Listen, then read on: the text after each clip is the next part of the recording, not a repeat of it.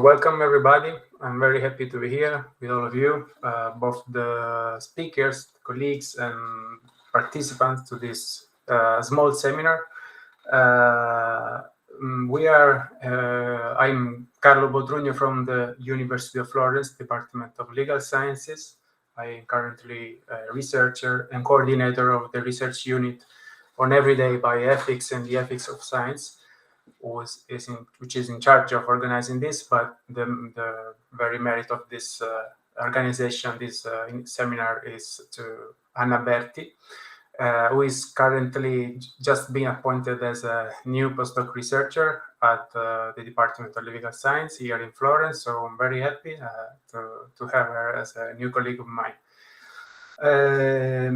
So very, very briefly, before to leave the floor to Anna, and just to say that we are here to share some findings, some more further insight about the thematic section organized by Anna Berti and Giulia Saieva on the Ragion Pratica Journal, which is a very, very well-known journal in Italy in the sector of philosophy of law. So I think this is a very interesting section we have contributed to finalize, and also we have the idea of also we organized this seminar because we would like to continue to work in this area. We'd like to collect some critical feedback and maybe involve even some people that are participating in this seminar in a future initiative, in a bigger initiative dedicated to these topics. So going to leave the floor to Anna Berti for the introduction and everything. Sorry. Yes, welcome everyone. Thank you, Carlo, especially for hosting the webinar. I will just be the housekeeper now. So I would like to ask all of you if you're fine with us recording this webinar for further sharing purposes and for those people that couldn't attend. So if you have any objection, please write it now in the chat or voice it. I will just pause a few seconds.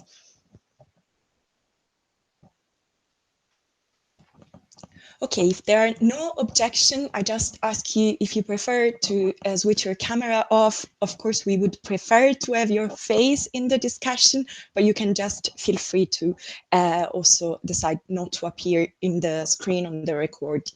Please do mute yourself and feel free to use the chat, but be respectful.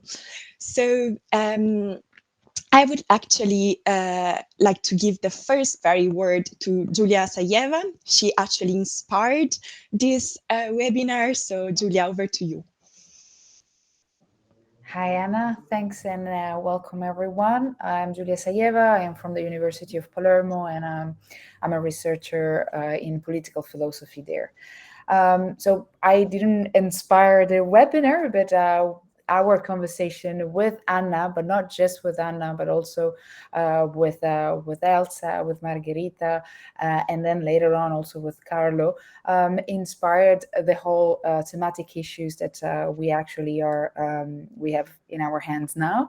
And it came from the realization that we were a group of young researchers that they all came from different backgrounds, even though we were all connected to law somehow, either theoretically or so legal theory, or more practically with international law or other fields of law. So we were all coming from different fields that were somehow related to the law, but we were feeding it with other disciplines that ranged from philosophy to sociology, and we explored different methodologies.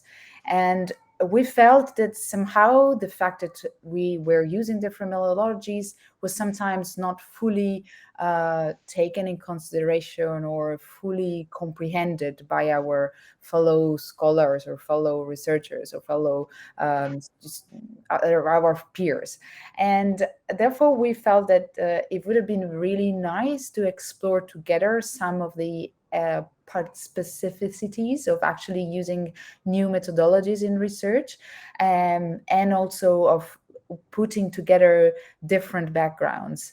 And this linked also to the need really to talk about ethics in research, ethical requirements when you actually engage into research in the field.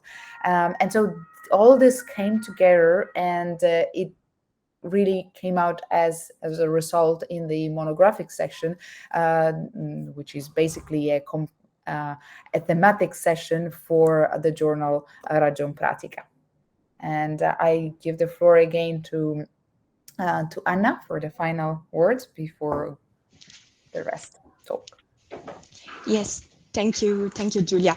So indeed, I'm Anna Berti-Suman, currently affiliated with the University of Florence and formerly with the European Commission Joint Research Center based on northern Italy, which is actually the place where I wrote the article. So the thematic section that this evening we're discussing is titled Field Research Ethics and Interdisciplinarity.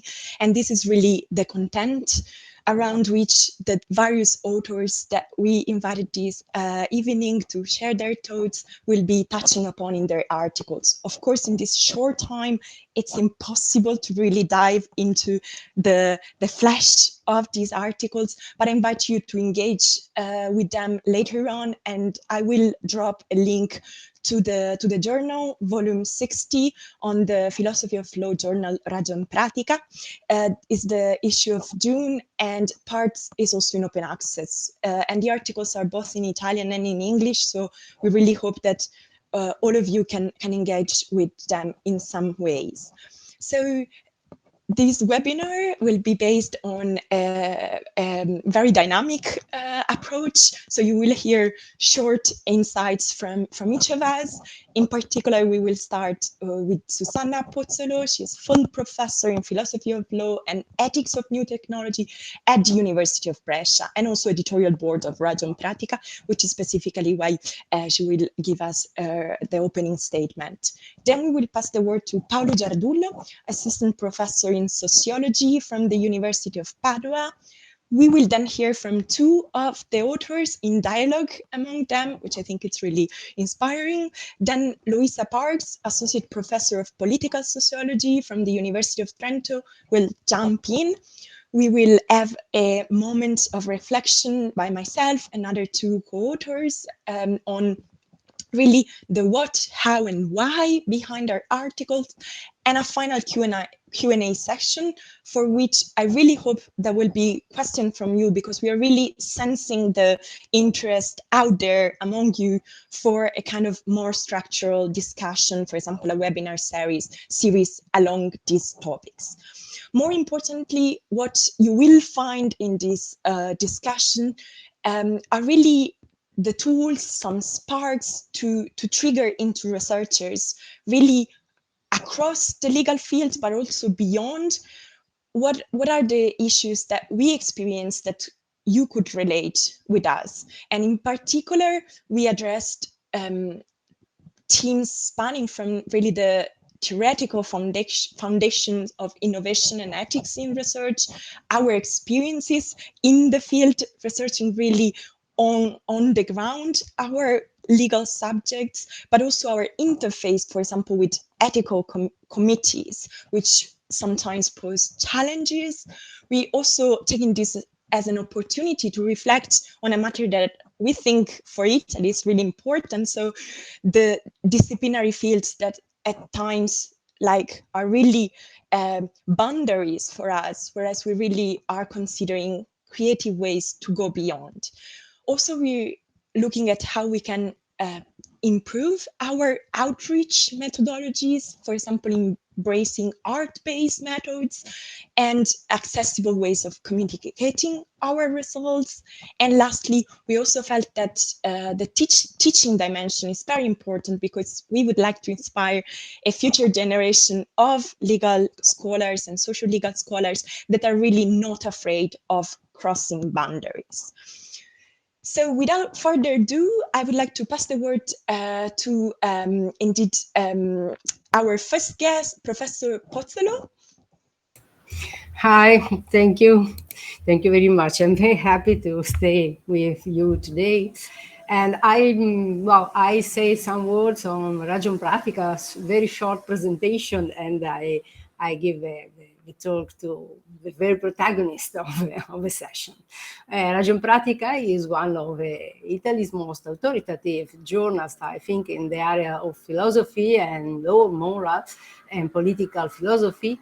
And recently it has opened even to a sociological reflection. And so is enriching the panel. The journal pursues an ambitious multidisciplinary project to analyze in rigorous terms, but at the same time in a way that is readable to non-specialists of the issues of the topic. The idea is debate the most debated problem located at the intersection of the different disciplines, and so the interdisciplinarity is a point of a journal.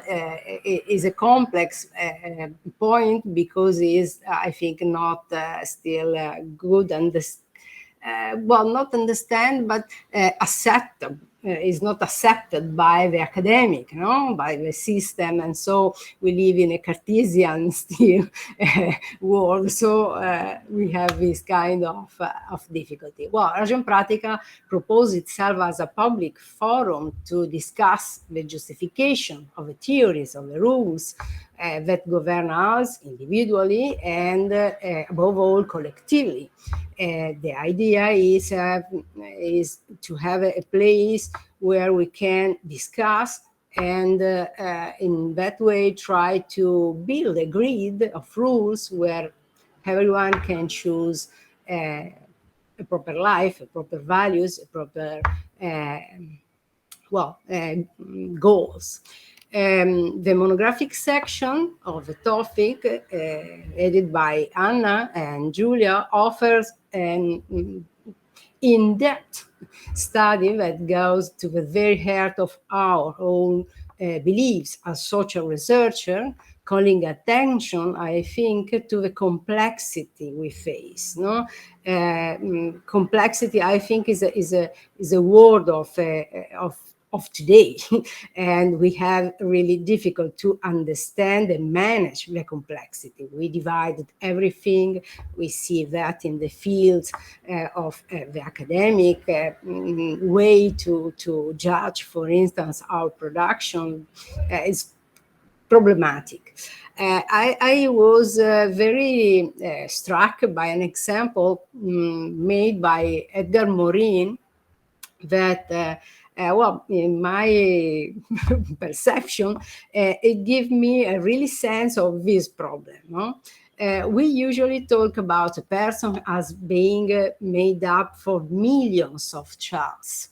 This suggests the idea of being able to divide the person into parts and then recompose her after better understanding. However, if we did so, we would not have a good idea of a person, because hair is indeed not a sum of parts, but a sum of interactions between cells. That is a relationship that we could not see unless we understood the person as a whole in her complexity. No? So this example for me was very illuminating and interesting. Well, I'm very happy to host this monographic section, and I wouldn't take up any more space, instead leaving the floor to the protagonist. So we go on. Thank you very much. I hope we can somehow all be protagonists, at least in the near future. And as promised, I'm just dropping in the chat a direct link to the thematic section. So for whoever is interested, just you can jump there right after. So I would like to invite Professor Giardullo to share with us his statement on this very complex section indeed. And thank you for connecting while on the move. It's also very appreciated. So we will excuse any noise on the background. Yeah, you might hear some kids running here, but hope they won't bother you listen to me. So thank you very much for the very kind invitation. It's my pleasure to be here at the seminar. It's a topical seminar on essential social research issues. I would like to share some thoughts about the reading of the that I had. I had the opportunity to read this monographic session. In general, I would say that this session thematized the issue of fieldwork in our contemporary time. Of course, if we talk about fieldwork, we are talking about something that goes beyond our offices. Otherwise, we would call it, well, desk analysis.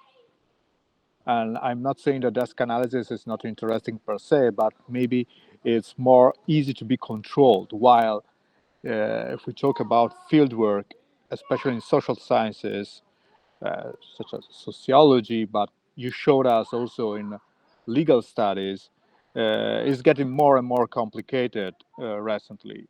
First, because there's a growing complexity in society. I'm a researcher in sociology, but I do work I do research about environmental issues, and many challenges are global level are environmental ones. They are global, but they are reverberating also locally in our country, in Italy, and of course on our research agenda, because they invest social processes on which we are interested. To give you an example, I will draw upon because me and Anna are collaborating on that, a recent research experience project that is called Le Rotte del Clima. In that project, we are cross-fertilizing social research about migration, mainly sociological research, with law, climate, and climate science. Well, the aim is to produce evidence to support refugee requests for environmental risk, climate risk, especially connected not to emergency, but to slow onset events, which are quite difficult to grasp as a real factor for migration. Most of the migrants are considered as economic migrants, while possibly is not only an economic reason that drives them to move. The main aim is to collect evidence about the environmental pressure, of course, but this issue is connected to, well, the general topic. The main aims of the project are connected to genuine research issue that we had to address, and we are still addressing. So first, how to collect proof for building claims about legal protection for refugees. We decided to involve migrants who already arrived in Italy, but this open up further issues. For instance, how to make migrants able to give account of their experience, and how to make them able to problematize something that even in the global north in Western countries is an issue that is debated, like climate crisis. So these are very important issues that are showing us how the things are getting complicated out there. It's also a kind of clash of cultures. How to make these complex issues how to make them comprehensible, and to make migrants able to describe something that their experience in order to become a proof to be recorded on our side, and then to be analyzed. To do so, we are of course engaging the volunteers that are part of the process of getting migrants into our society. In that sense, we need to be creative, not only involving these different kind of actors, but also their expertise on the field. Also to adapt our different backgrounds to the backgrounds of the interviewees, of the respondents, and to the backgrounds of the people that are on the front line of migration for refugee. So this example shows how global environmental emergencies can actively play a role on social issues, and they cannot be tackled from a single perspective. We have to be creative also in creating networks of collaboration. And the same applies for other research topics, as this monographic section clearly has demonstrated. The papers that I really enjoyed reading in this special monographic session are a very good example of how also legal studies can self-reflect on their ability to deal with these topics. So to conclude very sketchily, very briefly, I do recommend the reading of this monographic session for two main reasons. First, it shows that legal studies in Italy are aligned with the challenge of doing social research in these, I would call them turbulent times. And moreover, they are able to develop strategies and solutions in order to deal with these turbulent times. And secondly, it shows working example, if not openly called guides, for other researchers in legal studies about how to deal with the analysis of law in practice and also the practices connected to law. So I do really recommend the joint effort made by Anna and colleagues, of course, and Julia, and all the authors. And I thank you again for inviting me here, for adding my 2 cents to the discussion. Thank you very much. I mean, after this endorsement and example of how we can situate this convergence between indeed legal studies and field research, I think we can dive into the core of our contributions. And I would like to invite Elsa and Margherita to start a conversation between them on their respective contributions, indeed with a, let's say, 10 minutes time frame. Thanks. Thank you very much. Okay, so Elsa and I have the honor of starting with engaging with the content of the review. And our dialogue, first of all, maybe do I have to introduce myself? Yes. So I'm Margherita Brunori. I am a researcher of food and agricultural law at the University of Brescia. And Elsa, do you want to introduce yourself? Yes, so I'm Elsa Tiumani, Marie Curie Fellow at the University of Trento. Thank you. So the shared topic of our papers, of Elsa and my paper, is about legal research methods and interdisciplinarity.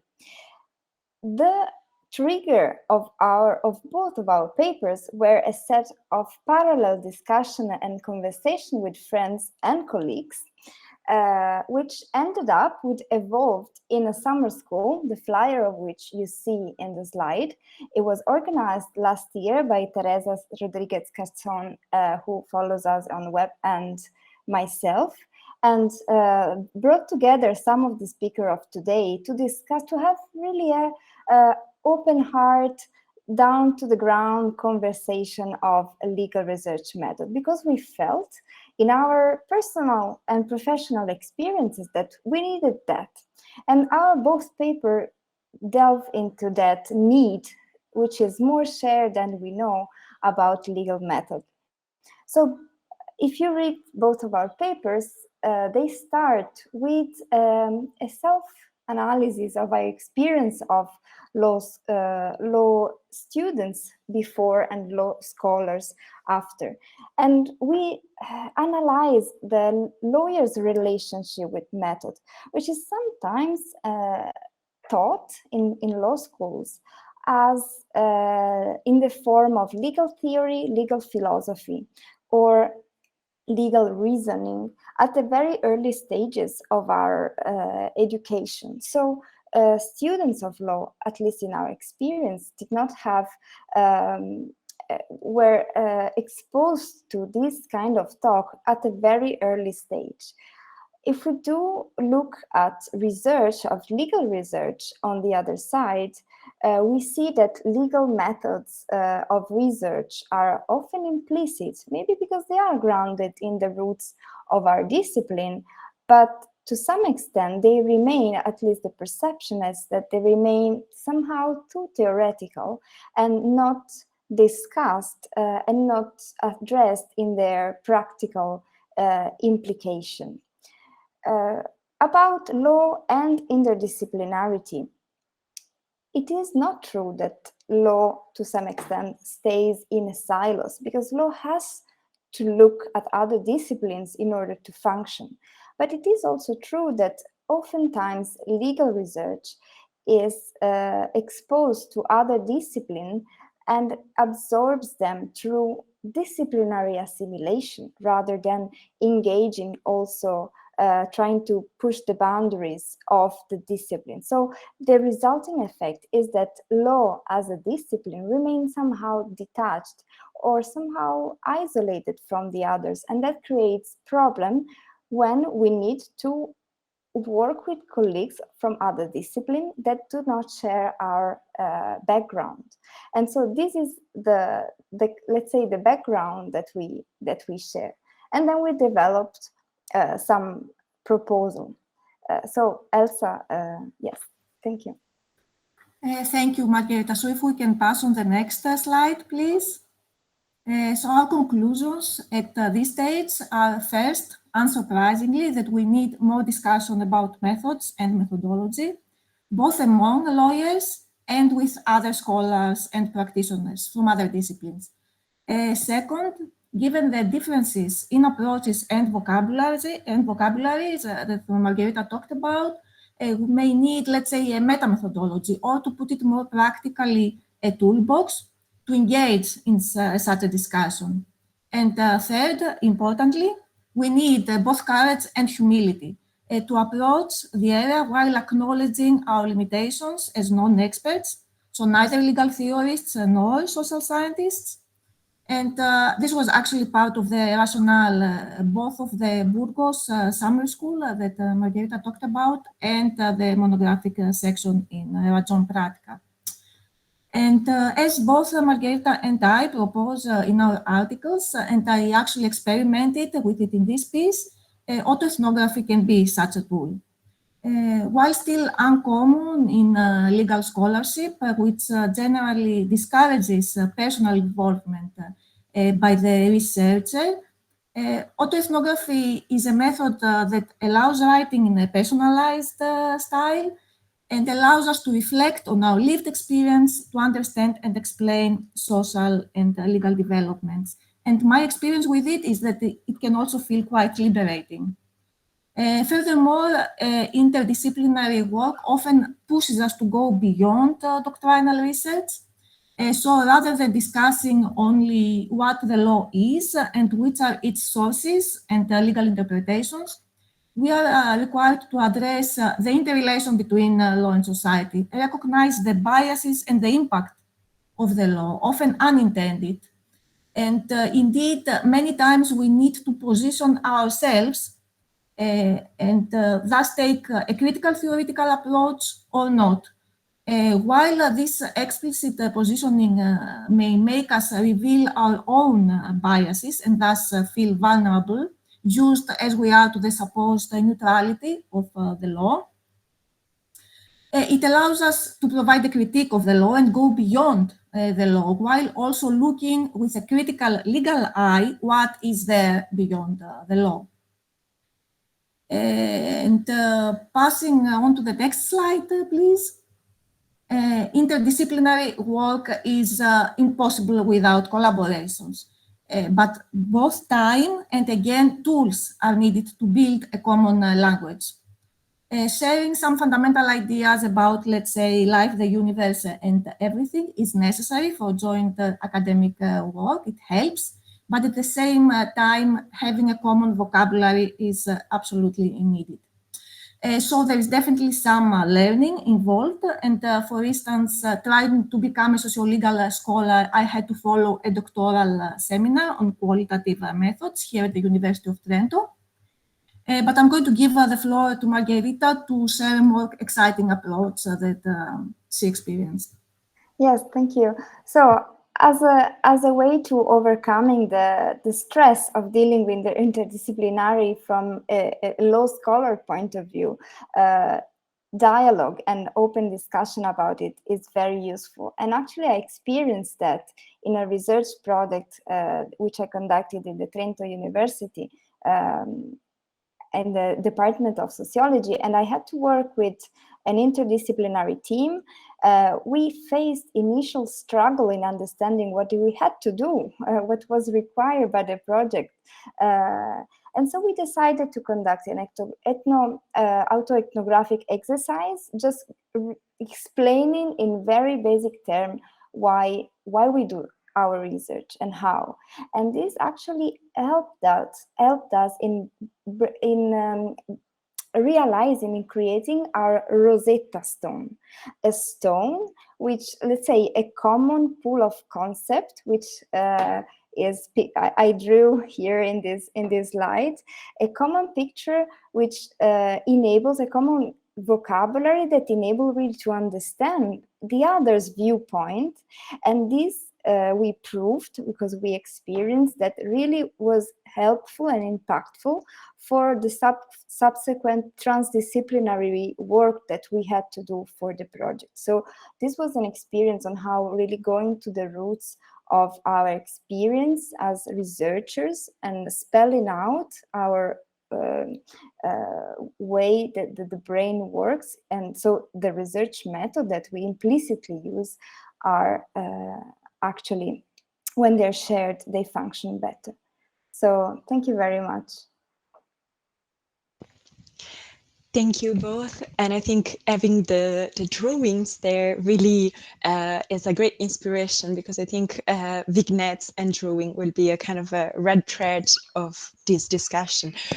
So I would like to invite Professor Parks to share with us kind of her take of our discussion of this afternoon on the thematic section approach. So welcome to the virtual table. Thank you, Anna, and thank you everybody who contributed to this monographic section. I'm not used to the terminology. I'm based in Italy, but I'm not Italian, as you might have guessed. So like Paolo before me, I'm coming to this commentary kind of role as an interdisciplinary researcher from the other side, if you like. So I'm a political sociologist, as you heard, which is no less stressful in terms of trying to get to grips with complexity and questions that you have when you're doing methods. We do have probably a bit more vocabulary around that, and I am a self-professed methods geek, as some of the people in this meeting already know. And I also see some attendees who have had the terrible misfortune of sitting through my qualitative methods courses. So apologies if I'm repeating things here. So as my kids might say, in terms of my own research agenda, I'm coming this in kind of a meta way, because the way I learned or began working in interdisciplinary ways with international lawyers was through research of how local communities, some of which were indigenous communities, work with ideas of benefit sharing and ideas of FPIC. So it was kind of meta in the sense of that a lot of the ethics concerns that you discuss in this monographic section are also about benefit sharing and FPIC, free, prior and informed consent, as part of the research process. So we had a sort of a double whammy of things to try and work around in that project. So, but let me offer some thoughts about the writings that you've given me the opportunity to engage with, and that I really, really enjoyed reading, like genuinely enjoyed reading, right? Which is, it's not often fun to read academic work, and this was like actual proper fun. So really go and read this issue. So one thing, again, coming at this as a professed methods geek, is that one thing that perhaps we could talk about a little bit more is the need for multiple methods. So not just to say that we have a method, but also how do we mix those methods up? And that's coming from a personal place as well. It's something that I've had to grapple with in a more, you know, kind of classical sociological debate, which is between quantitative and qualitative methods, which I really liked was not in this issue, actually, because I think it's quite a tired debate. But the debate that I had with myself about mixing methods that I'd like to ask you all to comment on is about what this has to do with ontology. So what this has to do with tensions, particularly, I think, in legal research when bringing in methods from areas like sociology, about mixing ontological approaches or trying to unravel tensions between ontological approaches.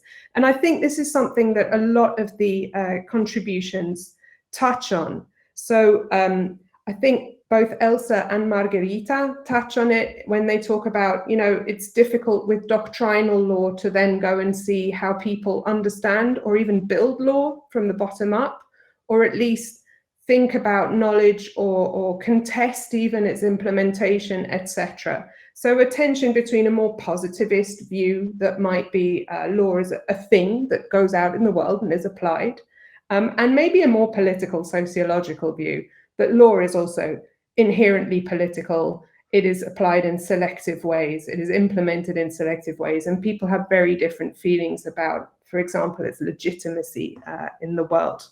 So how do we mix methods in projects where we might be mixing ontologies? So this is a big debate in mixed methods research, and there are quite, you know, divided camps about whether we can mix ontologies or not.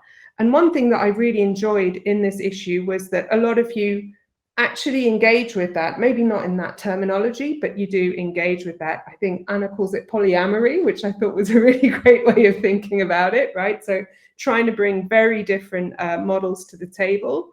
But how do we think through seriously this sort of more dialectical or parallel studies, and how do we put these things into conversation with one another?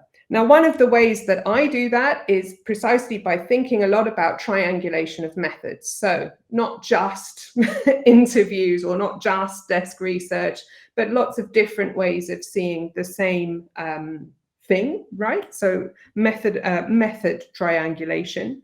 And the other is shifting your ontology, which I think Elsa Siumani talks about very clearly. She talks about unlearning what I know about law, which I think is a very nice way of putting it, as a way of sort of re-understanding law as part of society, in a way that moves beyond more I can't remember the way you describe it, Elsa, but as a sort of self-contained, rather, I think you as well, Margherita, sort of pristine system of logic that has its own world somehow, its own ontological space. Now, another thing that I wanted to quickly raise was a theme that, again, I use different words to describe, but I think is really present in all of the work, and that's power. Power of researchers when they go into what we'd call fieldwork, power over researchers, which I think was is less discussed and was really clear in your contribution, Carlo Botrugno, right? That sometimes you may be at the bottom of the hegemonic pile in certain fieldwork situations, about how you share power or ask for it to be shared with you in more creative methods, as Anna discussed in her piece. Where the emancipatory part of that way of doing research is, rather than extractivist. So research for more political or emancipatory ends, for power sharing, and how that also opened paths to more radical learning, or again, as Elsa puts it, unlearning. So a lot of the solutions are offered in this monographic section. So Giulia Sajeva talks about, and I really have sympathy with this, where we can, having bigger teams, right? So teams of people who are from places that we want to try and understand some aspect of. But as she also underlines, it's not always possible because our funding models, our career stages, various things can make that difficult.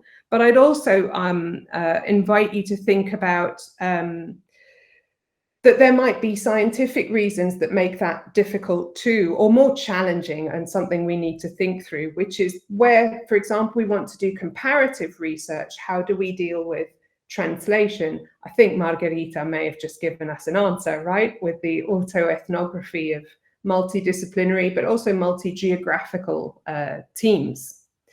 So that's a very interesting aspect for me as well. Something that I've learned in my own research is the need for trust and the need for time.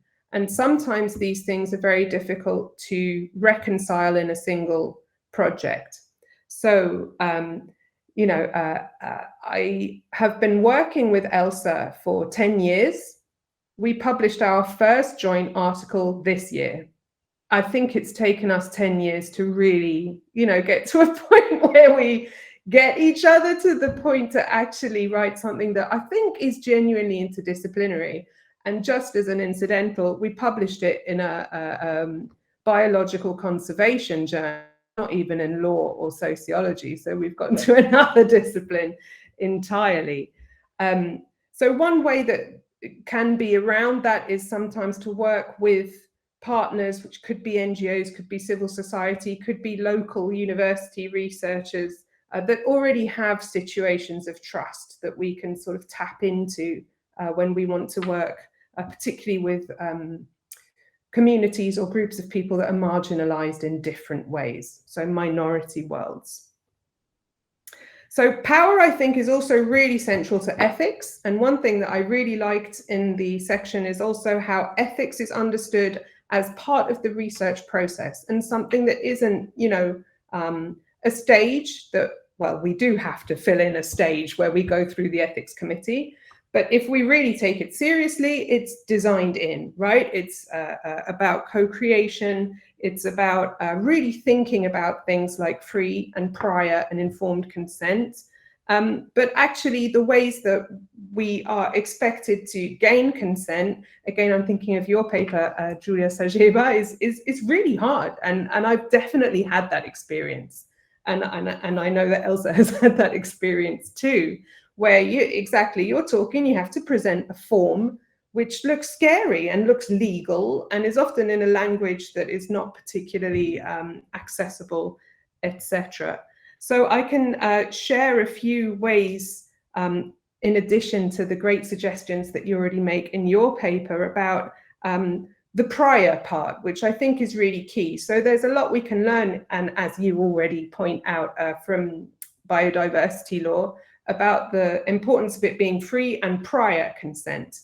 So if we can, you know, pre-announce ourselves somehow, if we can find strategies that, you know, we spread the word that this person is coming, that they may want to speak to you, we give people space to engage and space to think about whether they might want to engage or not.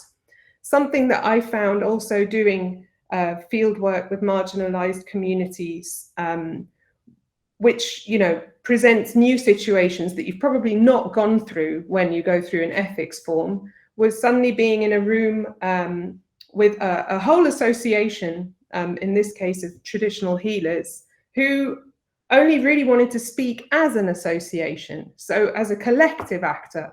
So having to, you know, call my ethics contact and say, how do I, you know, negotiate this? And okay, we talk to them all, and then you give them some space, and then you get a group consent, essentially. But having somebody that you can call when you're not sure what to do about ethics as a process, I think can be very, very, you know, practically useful advice as well.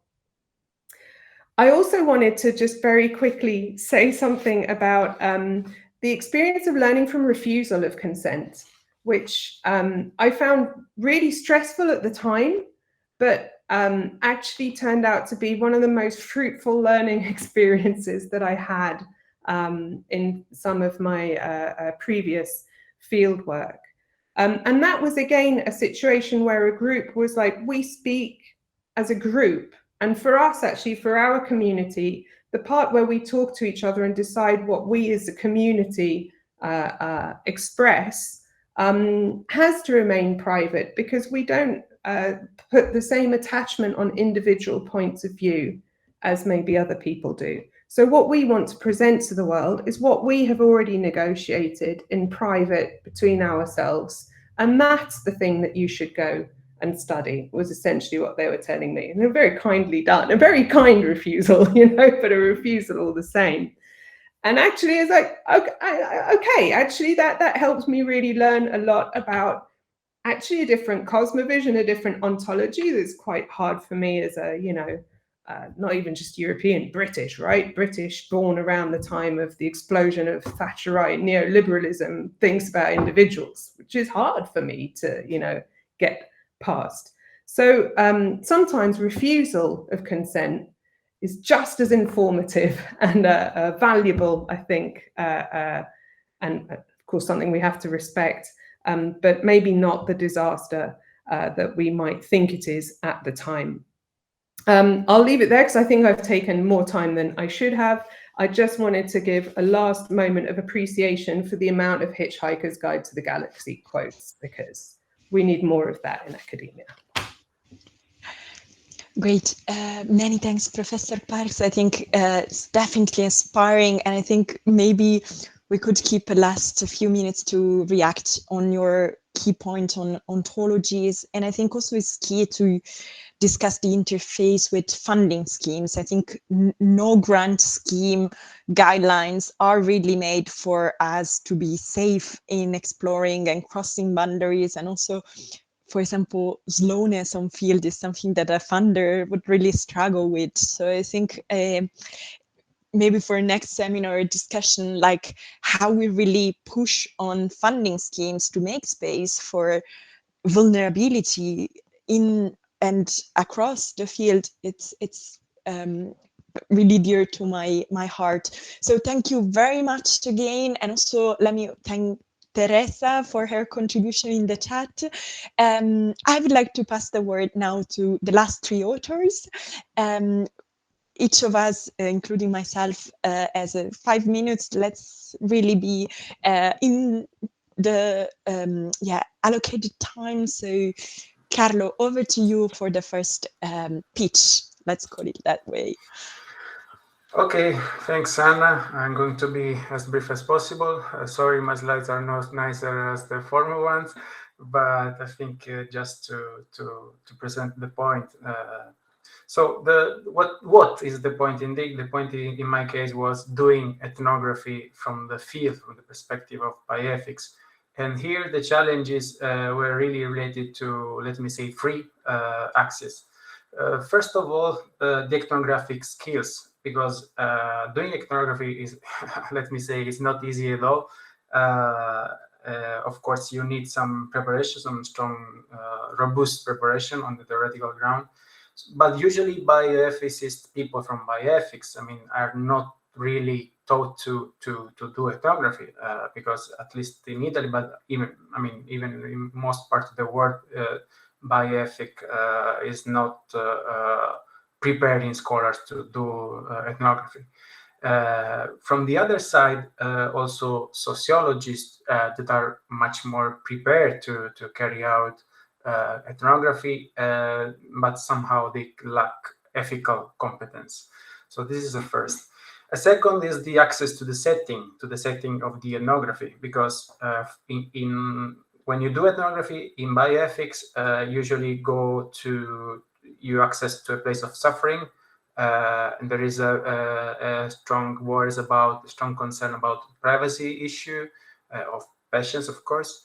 And healthcare professionals usually are not very keen to open the world to allow someone else to look at what they are doing from inside, particularly if this one is someone from bioethics, let me say.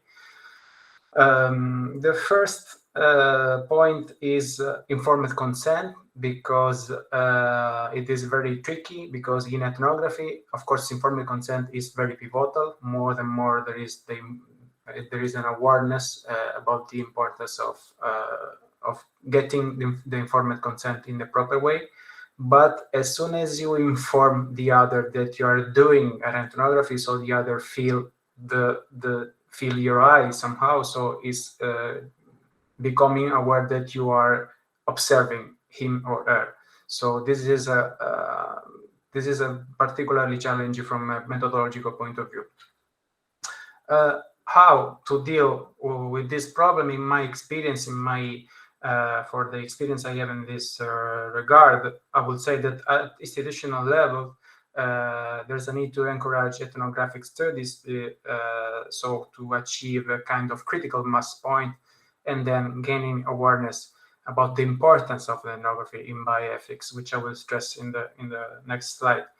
At the individual level, I think there is a need to strengthening sociological skills of bioethicists, as to give more capacity to them to deal with ethnographic conduct.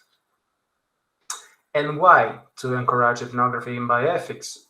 Because I think the spread of ethnographic method in the field of bioethics can lead to the production of a knowledge of inestimable value, more precisely to that contextual understanding of morality, which can contribute to revealing those dynamics which are specific to the medical setting, and which could be really hard to grasp in other way with other research methods. Of course, it is possible, but not as rich in that rich way that ethnography could allow.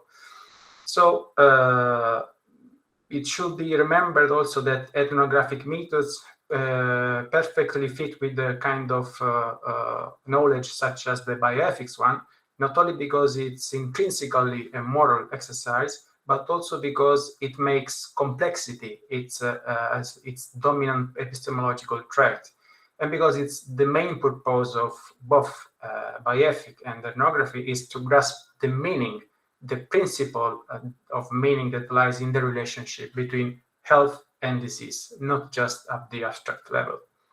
Thanks. Carlo, I'm impressed for how you managed to be really within the time and even below. So Giulia, over to you. Hi, well, thank you. I will be very quick as well. I'd really like to respond to some of Luisa's points, because, and first of all, I think that mentioning the Hitchhiker's Guide to, well, to Fieldwork was necessary. So I think that really tells a lot on what I tried to write. So the title is inspired by Douglas Adams' book, Trilogy in 5 books. And the idea behind it was to kind of give a few ideas and challenges to whoever comes and whoever has to go to the field for the first time or at the beginning of its career, because I remember when I went there, I went to Fieldwork for the first time, and I was really super excited, and I was sort of like sent to the other side of, literally to the other side of the world, with this idea that I was going to find out incredible things, to give perfect answers to my questions, and that the research methodology, which had to be basically unstructured or semi-structured interviews, would give me all the answers that I needed. So the first thing that I discovered was that there are very big language and cultural barriers when you go to fieldwork, and that should not really be underestimated, and that maybe thinking that going to the other side of the world is not exactly the best approach to fieldwork, especially if you're at the beginning. And I rediscovered how important it was when I did fieldwork in Sicily, which is where I come from. And I realized how important it was, the fact that I knew the language, but not just the language, even how people made reference to local food, or made reference to a local saint, or the way the face was moved, and all things that when I did field work in South Africa, in Namibia, in Botswana, with a field guide that was translating for me, it was impossible for me to grasp. I could just, I only could accept what my field guide would summarize for me. And I remember sometimes, like, a person that I was interviewing talking for 4 minutes, and the field guide responding, she said no. I was like, no, spoke for 4 minutes. That's not a no. That's something before this. But that it was like one of the thoughts that I wanted to share.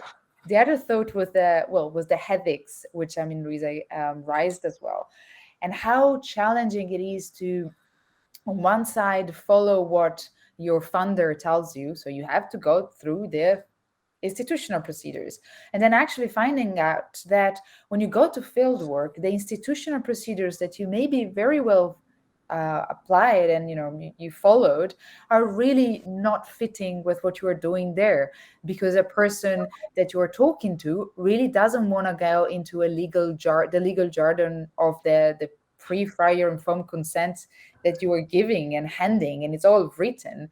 And on this, I really enjoyed Anna's, but I think she might talk about it, a solution to this problem, which was, for me, was very, very interesting. Unfortunately, I discovered about it after I already went to fieldwork last time. And then, just to really be brief, the last point was the benefit sharing. And again, it was mentioned before, because the idea of benefit sharing comes from, well, there is a lot of legal background and the theoretical background with it, with the fact that if you take something from another country or a community, you have to think about giving something back. Giving something back when you are a researcher that is going to develop a drug, a pharmaceutical product, for example, it's quite easier to picture. Okay, so I'm going to develop this beautiful product that is going to basically produce a lot of money, and so I can foresee benefit sharing in monetary terms. But when you are researchers, like I think basically all of us, and what we produce is knowledge, publications, things that end up in books. And we're not, personally, for example, I'm not a political activist, so I'm not going to push for political reforms. How can you think of what can you give back? And this becomes a huge problem. And the only way that I foresaw as an attempt to solution was actually trying to come to ask people what they would want to have back from you, which can be something something you haven't thought about, like, I don't know, a seminar at the local school, or I don't know, some products that contain some of the citations, some of the things that they say, like, I don't know, a booklet, or even engaging with the local companies or local small shops, which is something that we are always afraid of. Oh my God, local economy, economic things. Well, maybe in a local setting, it is something that could be thought of and explored. But I stop myself and I leave the word to Anna. Thank you, thank you. It's great to indeed hear all of you. And I think closing with my last speech is a challenge, because I think I would like to just take more time to discuss. Yes, so I indeed in the thematic section I talk about so the what in my case would be the Sensing for Justice project, which was a project funded by 2 individual fellowships, one from the Dutch Research Council and one from the Marie Curie. And this is important because it actually gave me the freedom to really also explore methods without fearing to not fit in the boxes that, for example, Italian academia or research institutions may expect you to fit. And more in particular, the project was hosted by the European Commission Joint Research Center. So we were really tasked to not only research, but really produce advice based on our results for stakeholders like Director General for Justice or Environment, but also, in my view, ultimately for all European and non-European people, really not just EU citizens. So I tried as much as possible to be accessible, considering also the opportunity I had to research on a matter that, in my view, was really pressing. And in particular, the project was about how citizen-gathered evidence of environmental harm can be used to demonstrate damage, in particular environmental damage, damage to personal and public health, and also effects on future generations in court, so both in the judicial setting, but also in alternative dispute resolution.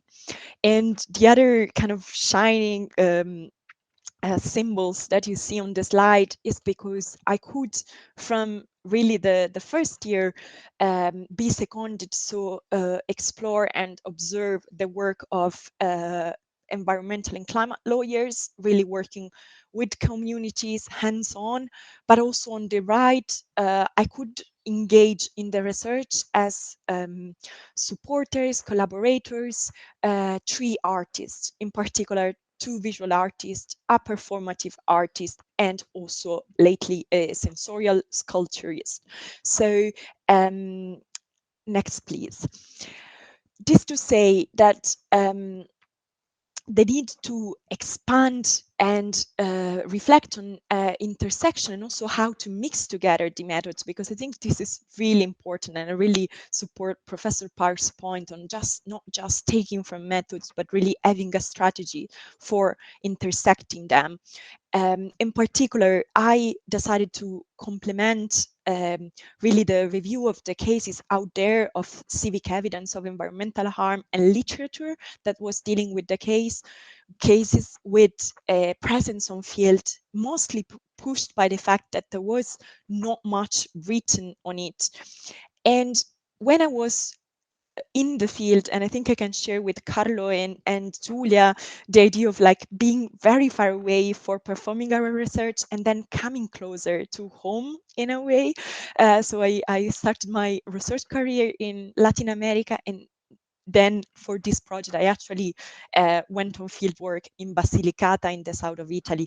But actually, I understood that in both cases, the presence of myself as a lawyer, I was really understood as a lawyer. So even if I was presenting myself as a researcher, then the fact that I'm indeed also a lawyer, like a barrister, gave them expectation or sometimes fear.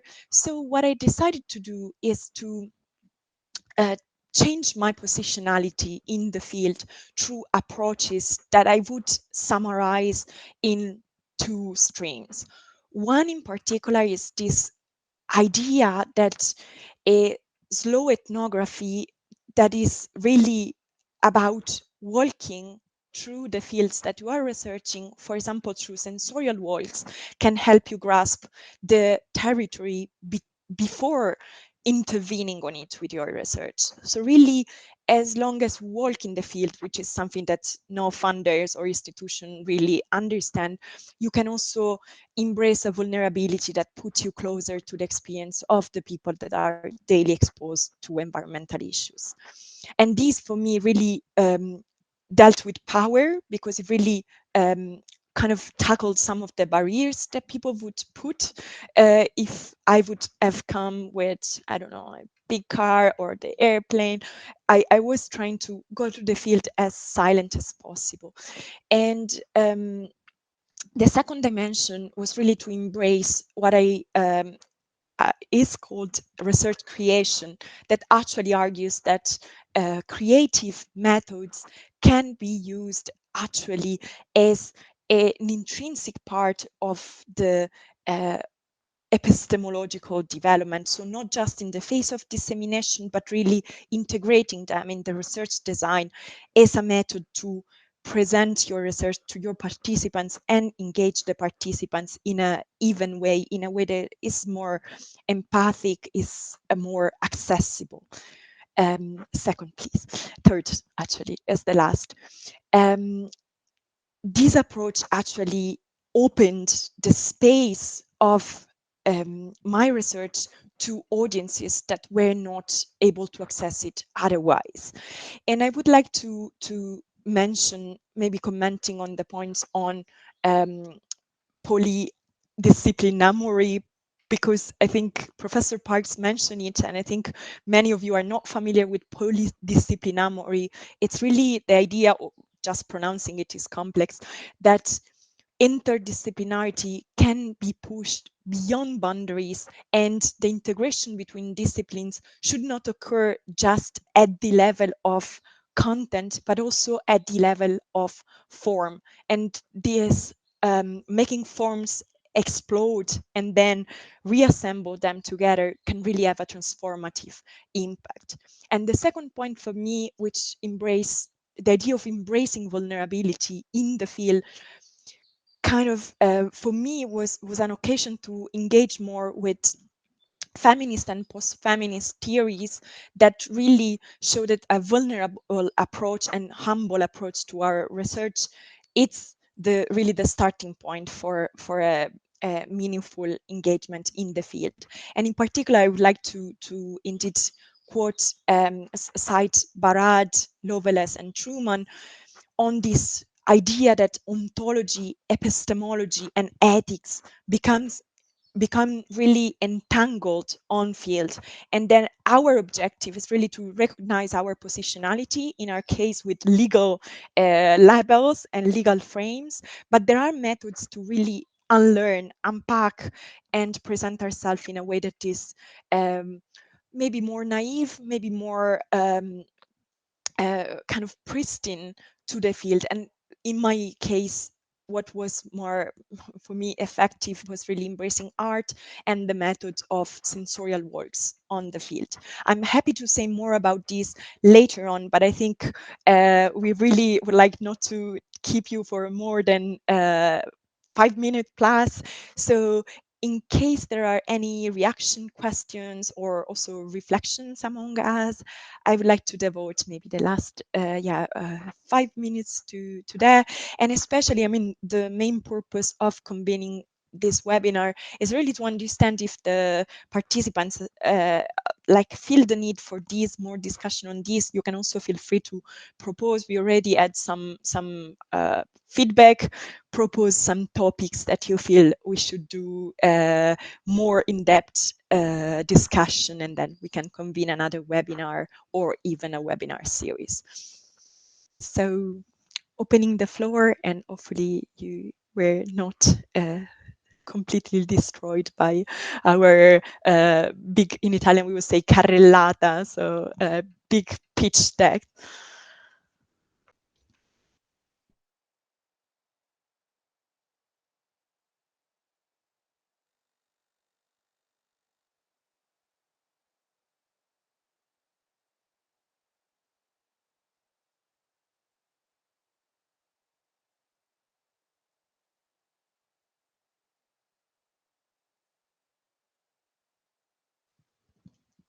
So far, it seems that our audience is still maybe a bit scared.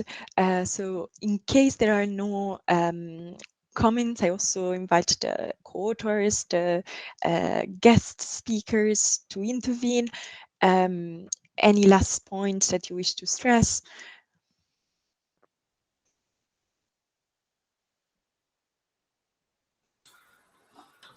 I'm just saying something. I don't have nothing else to stress about about my presentation, my topic, but just to remark that we're going to work. We're going to follow this work to this crossing. Actually, our goal will be to identify some pillars around which we will structure some more consistent discussion, some more long discussion. I mean, because all of us, we really touch from superficial way. In a superficial way, insights that will deserve a big discussion and a lot of time. As Lisa also remarked, these kind of things really need time not only to publish, but also to reflect on that. But I leave the floor to Margherita, who raised the hand. No, thank you. I was just thinking that, I mean, first of all, it's brilliant, and I'm really thankful that Region Pratica, the journal, really allowed us to have this conversation on such an important Italian journal. And what I think this. The goal of this seminar is exactly that, but I think we should keep our discussion open, because, for instance, I'm thinking there are people who have never done this kind of research so far, like in the field, because they have no clue where to start. No, and I'm thinking myself, I had some experiences, but they were just because by chance I was in the Department of Sociology, and I stumbled upon a group of sociologists, but now I have the chance to develop my own project, and I would like to do field work, or so I engage with some other methodology, but still I'm afraid that I don't know how to schedule it, where to start, who to contact, what to do. So I think it's important that people that had the experience keep also somehow a space, a digital or something, or an open room for talking about it for people who want to engage but have difficulty or are lost on how to start. Because I think starting is the most difficult thing, no? So yes, I think that could be a way to prosecute this.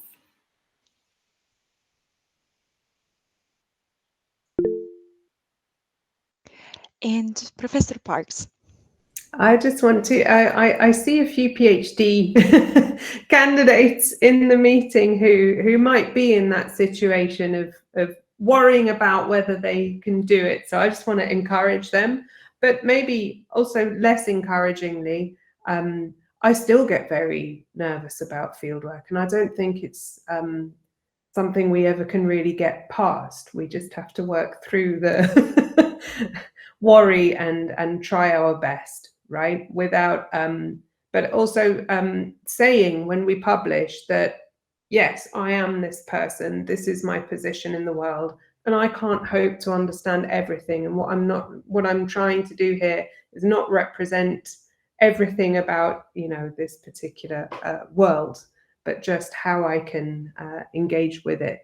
And I've tried to use, I can't draw like Margherita, so I've tried to do vignettes in some of my publications to tell them, how you go into a place that is so new and that you don't understand. And it may be geographically closer. Like I felt, I found it less difficult, strangely, to do research in the inland of Borneo than I did to do in Greece. So it's not always distance, right? Thank you. And actually, I can share that for me it was way more challenging to face oil companies in Basilicata in the south of my country with the same language than in Ecuador, where I was really an outsider. So sometimes can be really, indeed, context specific and really, which really ask for deep engagement deconstructing your biases to fields, and also not assuming that one field is easier than the other just because it's your country, because I mean, it's limited. One point I would like to add is that there is a resource. So Julia had to leave us, but we decided to share it. So 3 Marie Curie projects, including mine and Julia's, decided to join forces together and discuss about how we tackle methodological challenges in our 3 Marie Curie's project, and this was supported by the Horizon Results Booster, really to promote discussion in the field. It's really just a short video, but there's also a fact sheet that you can find in the in the links. I think can be a nice follow-up resource together with what Teresa shared kindly. And I think as it's 1:15 sharp, maybe it's time to yes, enjoy our evenings. And this recording will be made available on RUEBES YouTube channel. So maybe Carlo, if you would like to drop here the YouTube channel so participants can just yeah, or maybe we notify you all that the recording is available, but of course you listen to it, so maybe you just don't know. It's better. I'm going to send to all the registered participants when we made the upload. Fantastic. And feel free to share resources, follow up ideas. Indeed, this is just a starting point. And also, we are not bound to English. I mean, we choose English this time, but we can consider Spanish, French, Portuguese, whatever language, Italian, of course. So we want also to be inclusive in the language we're using. So thank you again. Thanks, RUEBES and the University of Florence for hosting us.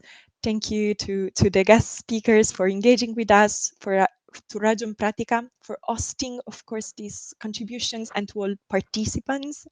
I hope there will be follow-ups, but for now, have a nice evening. Ciao. Goodbye. Bye. Bye. Thank you.